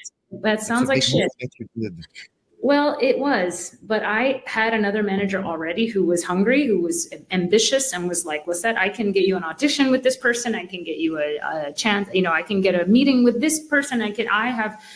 And this new manager, who's my manager now, I remember him having a meeting with him, and I was like, he had like a couple of contracts that he wanted to talk to me about. He was working with my manager at the time. They were working together. Okay. Yeah. And the manager who said, you're fine where you are. Well, the new guy says, I have 2 or 3 other things for you, but this guy's not returning my calls. And I said, aha, hold on. He's not returning your calls because he's satisfied with where we are. And this one says, yeah, but you could have this and this and this, and I'm ready, but this guy's not communicating. And I said, okay, I'm going to get rid of this guy, and I'm going to see how far I can go with this guy.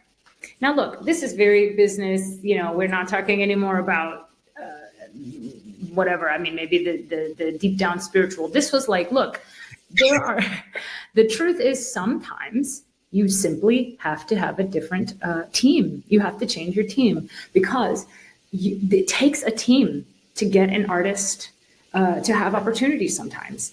Because the artist says, I can't call Peter Gelb or, you know, whoever, Alexander Neef, and say, I want to sing this job, give it to me. It doesn't work that way. It would be great if it did, but it doesn't. I can't pick up the phone and get my own jobs. The way this business works is someone else has to get you into the door. And this is extremely frustrating, Guillaume, because we feel like we do everything and someone doesn't want to open the door for us. We're stuck, you know, begging at the door. So I fired my manager and I got someone else who believed in me, who believed I could have the next level, who believed that I should be singing at the next level, and got me a few opportunities. Now, then it was up to me to say, I have these new opportunities. I cannot fail. Okay, I cannot fail. Exactly. It comes at a price. A bold move like this, you show where we really want to go, and it must be like 100%. Mm-hmm. Yes, if you get a chance, you get an opportunity that doesn't come along every day, you cannot screw up. So this is why they say success is when preparation meets opportunity. Then you have success. It's like I couldn't just have an opportunity and not be prepared, but I was prepared with no opportunities. So I needed both to exist so that I could hopefully have some level of success. And this is when I started having success. When I started having better opportunities, more opportunities, and I started having good performances and reviews and audience reaction. And then I started to become more well-known. And this is how my career took off. So in a way, was it all my doing? No. But in a way, I did have something to do with it. I had to put myself in the best possible circumstances. But you know, switching agent, as you said, it's a very big move. When people hear that, it's like, yeah, if it doesn't work with this one, you just change. Yeah, but when you're in it, you cannot know. You cannot, because you're asking your agent, is it me? What is it? No, you're fine. So maybe he's right. Or maybe I'm just crazy that I push further. Is it just me? So this is a big thing, what you've described, to say like, no, this is not satisfying for me. And I trust where I want to go. And after, as you say, like the other person believes in you, you need to deliver now. You cannot not deliver. So how did you handle this pressure first? And what's the difference between the version of you that was not famous and known and right now? Is it more pressure, less pressure, more fun, less fun? How would you describe these two versions of your career?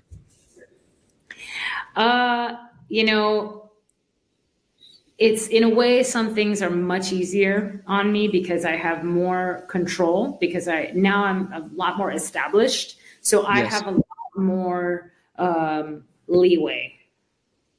Like, for example, I can now, if I wanted to call Peter Gelb, I can. Not to say I'm on the job, but to say anything. Hi, Peter, how are you doing? I hope you're doing well. This is Lisette Oropesa. I wanted to tell you blah, blah, blah. I can probably do that now because he knows who I am. Before, like, who the hell is this? Call my secretary. Hang up the phone. And so I feel I have a little more, my foot is in the door now. My whole body's in the door now, which is great because it gives you a sense. I mean, I have to be honest about that. I have to be realistic. My calendar is very full. I'm very busy. I'm singing roles that I want to sing in houses that are open the door for me. You know, I don't feel rejected anymore. I feel much more accepted and desired. I feel like people want me there. And now if there's a place that I don't feel like they want me there, I don't have to go because I'm not desperate for a chance. I've had my chance. And now I'm able to enjoy my chances and do the best work. Now I can really put the best work out there of these years of my life that are not going to be forever, because there will be a time when everything will reverse course and I will be begging for work and we will be in another whole level. But for the moment, you know, as I say, but now it's my responsibility to deliver a higher level, because now, even though I have more chances and I have more contracts and I have more work, the expectation, which you mentioned, you said, what's it like with the expectation now? The expectation is way higher now. Because now people are paying for a top performance from a top house, top new production in a leading role. You can't go and be okay. You have to really be great as best as possible. So now the pressure is higher because I'm asked to be at this level more frequently, not just once a year, twice a year with 2 contracts. Now I have 20 contracts and they all need to be excellent. Now this is I have to become more strict about my rest, about my diet, about my habits, about, you know, whatever. And so I'm much more strict. I don't drink alcohol. I don't drink coffee later in the afternoon. I don't eat dinner past 6 o'clock. I sleep so many hours. I make sure that I get my rest. I say no to social events, all these things that now I didn't have to be so strict about before because I didn't sing as frequently. Now I have to be like discipline. But discipline pays off. Discipline pays off, I think, because I feel more healthy. I feel more consistent. I feel like my performances are at a higher level than they would be if I was just doing whatever. If I was just winging it, maybe my performances wouldn't be at such a high level. But I feel happy with the level that I've reached. And of course, there's more. Of course, there's always, I'm not saying, oh, this is it, I'm perfect. No, I'm saying it's better, and it will, if as long as I keep working, hopefully it will continue to improve, because I always want to improve. I don't want to go backwards. I want to go forward. You know, now that other person that I was before, she was much less satisfied. She was much less secure. She felt, she used to feel like, you know, what's wrong with me? It was very, what's wrong with me? What have I done? It was very like, you know, should I change jobs? Am I on the wrong path? Have I made a mistake? You know, is this worth trying to push through? You know, and I thought, honestly, Guillaume, if I had changed managers and nothing had come of it, like the result would not have been better, then maybe I would have quit, because I wouldn't have gotten to the level that I wanted. Now I'm at the level I want. I'm even beyond what I ever wanted. This is more than I ever dreamed of, you know, and now I'm saying, okay, I have to fight. Also, you have to kind of fight to stay here. You know, it's not so easy to just rest on your laurels. You still have to prove yourself consistently. Yeah. You know, would you describe yourself as competitive? Are you a competitive person? You know, in some ways, not competitive. It's more, and I hate to say it because I feel like this makes me sound like a terrible person. And I always want to apologize before I say something kind of like a not great trait, because it's a not great trait to be competitive. I can say that I'm ambitious. Yes. But I also know what I'm capable of and what I'm not. For example, I wouldn't put myself out to sing a role that I really didn't think I could sing. Okay. because of my ego. Say, well, I'm Lisette Oropesa and I could do what I want. I'm going to sing this role and maybe it's not great, but I'm Lisette and you should be happy to have me. I don't feel that way. I'm much more like, okay, I'm Lisette Oropesa and I can sing this really well, this not so well. So I'm not going to do this. Why? When I have this that I know I can do really, really well. And if I work on it, I can do it even better. So it's kind of like, because the reason I don't feel competitive in the sense that, is there other people that are like better than me? Because everybody's different. Mm-hmm. Everybody is different. And our job is not a sport, even though it is athletic, Guillaume. Yeah. It's not a sport. There are no medals. There are no times to beat. There are no records. Yes, there are records in the literal sense of like, oh, well, there's records. There's Callas and there's Caballé and there's these great singers who have made this legacy, of course. Yep. But there's not a literal time to beat in order to be the new greatest. You know what I mean? You can't, you might be someone's greatest of all time. There might be people in the audience who truly think you are the greatest soprano that's ever existed. But that's not why. If I'm trying to be that, then I will never be happy. That's like I said, like trying to be everybody's favorite, that's everybody's best. I compete with myself. I try to sing better than last time. I try to learn something from last time. But if I'm like, do I hear other singers? Yes, of course. I know who sings my repertoire. I know who my contemporaries are. I know who people compare me to all the time. People compare me to sing living and dead all the time. People, oh, you sound just like Sylvia. Oh, you sound just like so-and-so. Oh, you remind me of so-and-so all the time.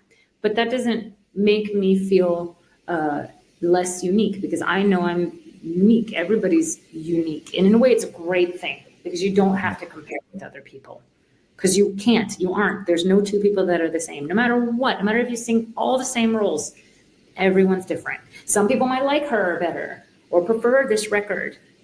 Totally fine. Don't care. That doesn't affect me. You're good at resisting to the temptation of comparisons or comparing yourself. It's very hard to break that instinct. If you compare yourself with the sense that you are learning something from someone else. So like if you listen to someone else who sings, let's say I sing Traviata. A lot of sopranos sing Traviata. Yes. Tons. So would I say I compare myself by listening to, say, Gheorghiu, and I listen to Gheorghiu and I find what I like about her performance, and I see if it's something I can apply, and I can approach, or a timing or a color, and I go, oh, I like that. Can I take that? So it's, yes, I compare myself in this way because I think maybe I sound like her sometimes. There are colors that I think are similar. Or there's something from her that I want to emulate because I admire it so. Not because, who's better? Who do you like better? Because that's subjective. There's no, can this person sing better than me? What does that even mean? Like, I sing fine. Like, I don't need to worry about who's better or what's better. Like, it's hard to explain. It's kind of like, again, with the lasagna, it's taste. Yeah. I see the best clear for you that there's nothing to gain. Comparison will not gain you anything, so you're not even touching that. It's just like a mental resolution that we're just not going there. It's not where we should. You can. I've been down that road. We've all been down. To say that singers don't do that is not really true. Of course, we compare ourselves, especially when you are feeling less secure. Then it's very easy to go down that route. Yes. Very easy path. It gets lit up like a Christmas tree, and you go, "Ooh, this path feels really good right now. I feel good going down this shit path." Excuse my language, but that's a shit path because you don't. Sometimes it's hard to. Sometimes comparison can be good for you. Sometimes that shit path can help you get better. Because you can have a reality wake-up call. Why are they calling this singer and not me? What does this singer have that I don't have? In a way, it can be good for you to do that. Because, I don't see anybody, I see nothing. That's not right either. Because that's not real or fair or true or useful. It's not useful to be completely like tunnel vision in your career either. You have to know what's going on around you. Yeah. You should, so you can learn, so you can be better. It's not like so that you can feel like shit. If you're doing it so that you can feel like shit, then that's not working. But if you're doing it, so what does that singer have that I don't? Well, maybe she has a lot of things that I don't. Do I need everything that she has? Do I want everything that she has? What does she have? You know, and it's a sword, because it's like, in the one hand, you can improve by saying, God, that person has such a good blank, whatever, a great acting, a great stage presence that is just an undeniable charisma, beauty on stage. It's just like, wow. Can I have that? Is there a way I can have something like that? You know, and so you might take it to your home and say, okay, what can we do? But if you make it into a competition, you're lost. I think you're lost. Yeah. So basically, you're saying that you need to be open what's around you, but to find a way to get either inspired or learn something for you. Yes. So you cannot expose yourself to comparison without the actual intention of learning something, which will be good for you. Bravo. So if there's not the learning component, you are empty-handed, and you need to reassure yourself if maybe you're better or you're not better. So it's anxious anyway. So unless you're determined to learn something, comparison will act on an anxious point. Or you say, that's good inspiration, I can do that, or that's a good point, or I can learn that to do better. So you see the implicit mechanisms underneath comparison are complex, and most of people, it stops there. It's just a result of comparison. But other people like you, they say, yes, but let's be inspired by this, instead of just this person is better or this person is not as good.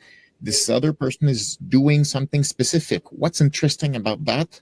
Is it useful? How can it be useful for me? So it's really, I think it's a really good point that you're bringing here, to be able to live with other people that are doing things also. I just think a lot of it boils down to, Guillaume, it's very easy to become destructive to yourself when you compare yourself, which is why a lot of people get the advice of do not compare yourself ever, because it's only destructive. But that's not, it's not, it can be destructive if you're looking for reasons to feel worse about yourself. You know what I'm saying? Like, if I'm already kind of something deep down, I'm insecure, and I'm looking for something to make that insecurity bigger, then comparing myself is the perfect thing to do, because I will find something about someone else that's better, that's nicer, that's prettier, that's this, that's that. And of course, then my insecurity now is bigger. And now I can be like, okay, I have this giant insecurity and I'm carrying this insecurity around. But and maybe sometimes this is a good feeling. I don't know. It's almost like sometimes feeding an insecurity makes you feel better somehow, because you feel, I don't know, but I feel like that's destructive. It doesn't help you get better. Yeah. Well, the thing, it's interesting what you're saying, because why do people are self-destructive?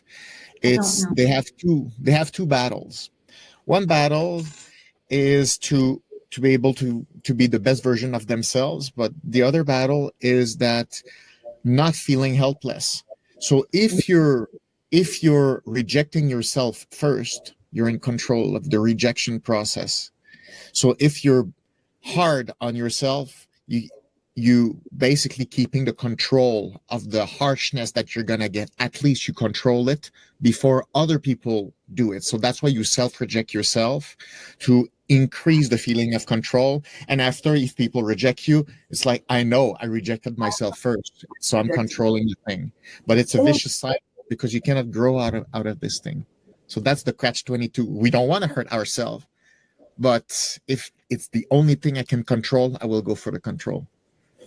Is that why it feels kind of like easy to fall into that trap? Because you just take control? It feels good. It feels good to be bad with you. It's like, I'm the first one to say it, and it's about me, and so I control everything, which is less scary than to be judged.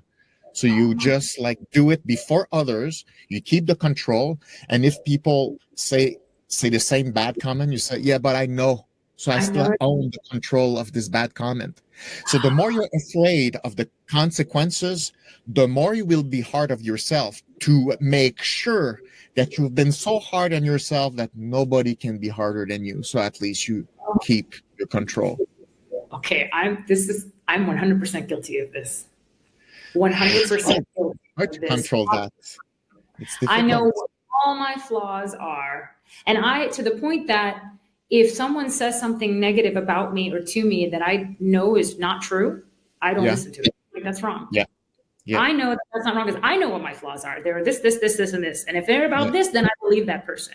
But if they're saying, oh, no, your flaws are this, I'm like, psh, nope, wrong. My flaws are these. Yes, of course you can choose like in a buffet of what is worth for today. Oh my God, that's amazing. You judge yourself because other people judging you is scarier. Having to hear their downtime. But then, okay, so can I ask you a question about? Please, of course. Since you're the expert. Yes. A lot of people ask me about imposter syndrome. Mm-hmm. The feeling that, you know what it is, right? Where you feel like you're somewhere you really shouldn't be and don't deserve to be. Yes. So you're just kind of always trying to like avoid having to really prove yourself because you think that maybe one day people will realize that you're a fraud. Yes. I don't have that. I have never. People have asked me a million I wasn't expecting that. And I'm like, no, I don't even understand. If I had imposter syndrome, I would never do this job. If I felt like I had no business being on stage, I could never. I would rather die than set foot on a stage. It's the scariest thing I have ever. That's like saying, do I know that my parachute will work before I jump out of an airplane? It's like saying, I'm not sure my parachute will work, but I'm going to jump out of the airplane anyway. I would never. If I thought my fucking parachute wasn't the best parachute that was ever made. Yeah. Is there a term for being a person that feels like, no, I actually don't feel? Is there some other word for that? A person who feels like, of course, you're a bad person means that you're a bad person.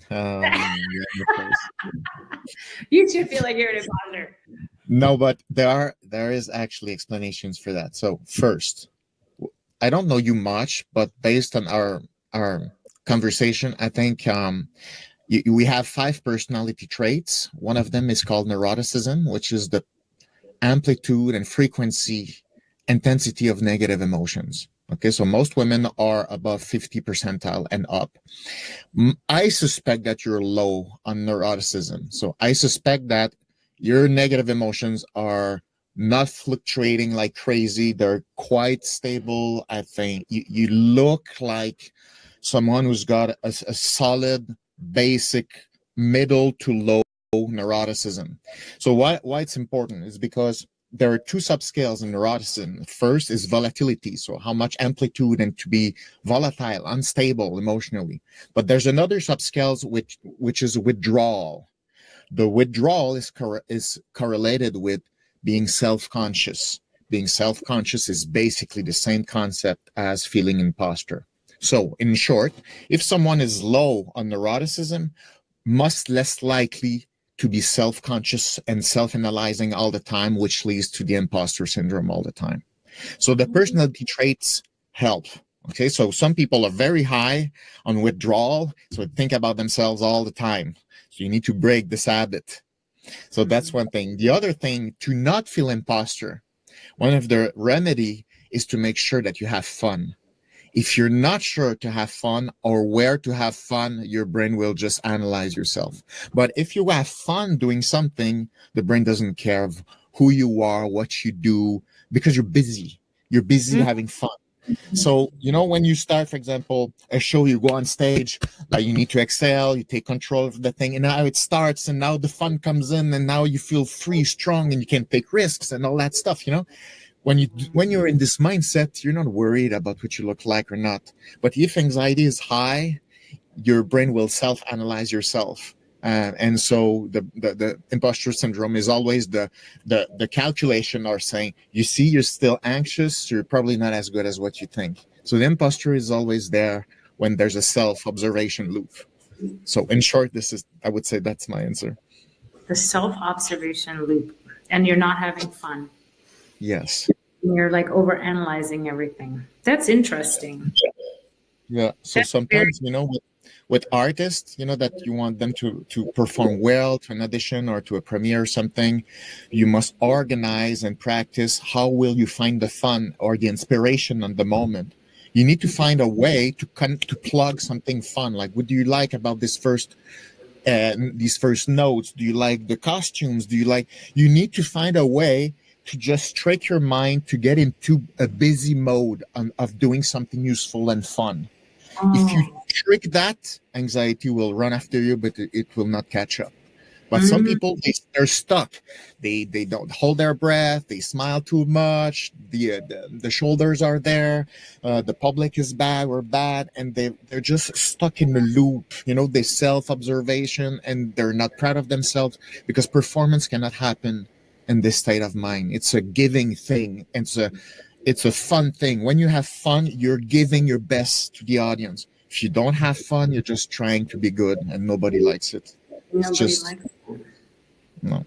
Wow. That's really, really interesting. I thank you for talking about that with me, because I get that question all the time. People ask something that singers struggle with or deal with, and they ask me if I ever feel that and how to feel less like an imposter. And I'm like, well, I don't know. I guess trust in your it's kind of like, how do you feel less nervous on stage? And if the only answer I have is that you trust in your preparation, that you actually do the work. If you actually do the work, then you trust yourself more, because you know that you've done it. You have more trust.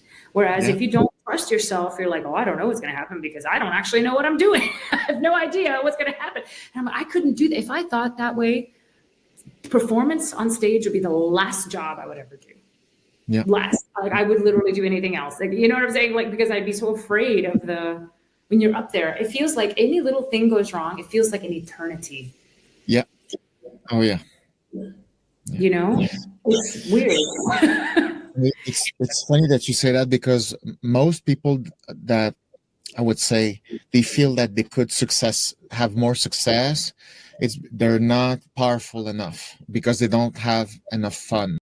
They have skills, they have looks, but we don't have access to the artist, because it's always on the break, kind of. It's always a self-verifying structural control thing. And so I feel like you cannot sound as powerful and well and shine if you don't connect the fun quite fast, because the audience needs that. And when you have enough fun, it moves so fast, there's so much energy that you can allow yourself to be less perfect, and it still works. It still works.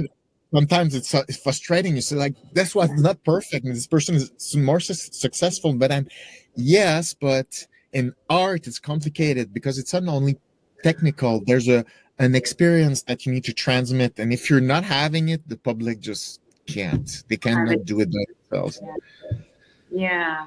I definitely, when I'm in the audience, I respond better to a singer that feels free, that feels like they're not controlling every single aspect of if they're controlling every little detail, I get nervous for them. But if they feel like they're just having a great time, or that they want to be there, that they're happy to be there, I feel that. And then I'm just like, oh, great, I can enjoy this. Even if it's not perfect in every second. Like I said, they can take the risk, and I don't mind because it was good. Yeah. And another thing important that you've said that plays also on the fact that you're not having the imposter syndrome is your goals are, it seems like you set your goals on the right level of difficulty. So you say, what is realistic? You used the word realistic earlier. Like, what is realistic to aim? This is a very important cue, because most people do not know what to aim or gauge the right level of difficulty. So either they're trying to aim at something that is not really doable, so it becomes a dream and a pressure so it's very dangerous, or they mark. It's like, no, I'm just gonna lower the bar. That's fine. I know.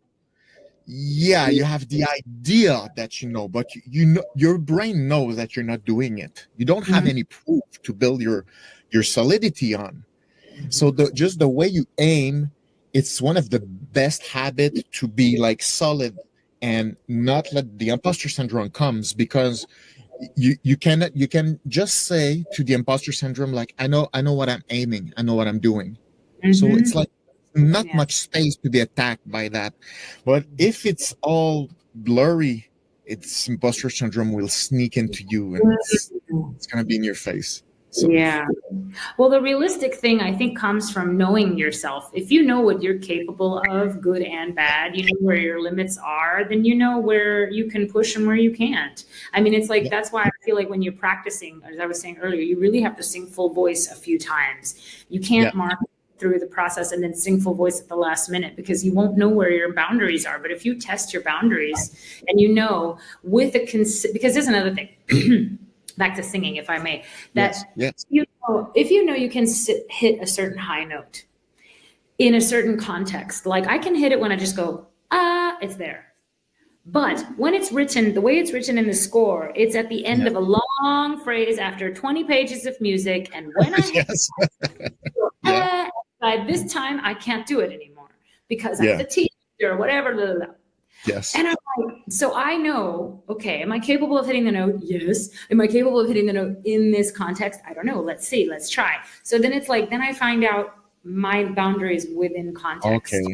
Okay. Then that's what I was saying was it's about knowing yourself. And maybe that comes with experience, Guillaume, just like so many years of doing something and getting to know your territory, your possibilities but then it's like, are you satisfied with knowing that you can never sing this note in this context ever? You've never been able to do it. You know, it's like, well, I have limits. You know, can I push? Can I try and be better? Yes, I can try and be better. I will try every time. I will always try. But I know I've never did it. You're mentioning a very big challenge now, and I have no choice to underline it, because you say it like it's music to my ears. However, it's really hard to do. Okay, how can you aim to be better and to be good at the same time, to put limits not too high?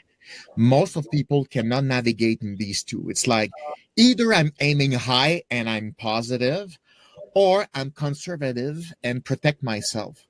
And the answer is no, it's a bit of both. It's like, you need to aim at something, but you can also be courageous and face some limits for today or for now.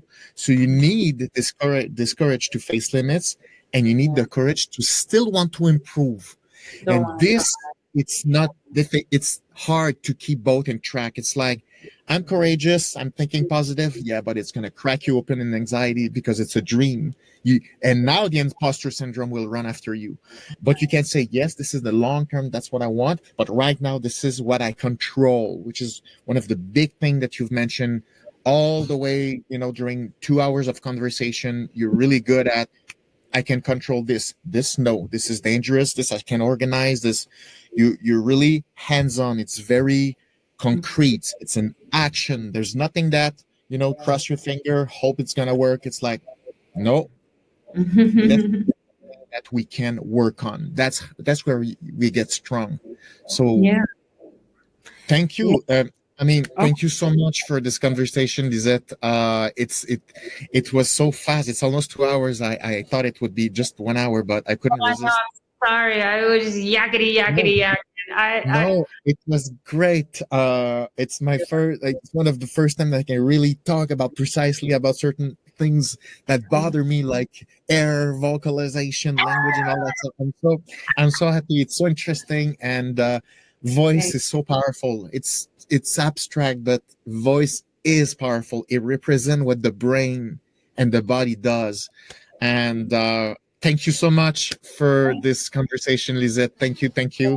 And of course, you're really easy to see and to follow. And of course, I'm gonna be posted to see all the new projects that you're involved. So thanks so much for the inspiration. Thank you so much, Guillaume. I really appreciate the chance to talk to you and to get to talk about these subjects and hear also your expert tips and your perspective, because I don't get to hear that very often, and I'm grateful to hear it. And just thank you so much. You're brilliant. It was fun. Thanks a lot. All right. Have a nice day, guys. Thanks for joining us. Thank you.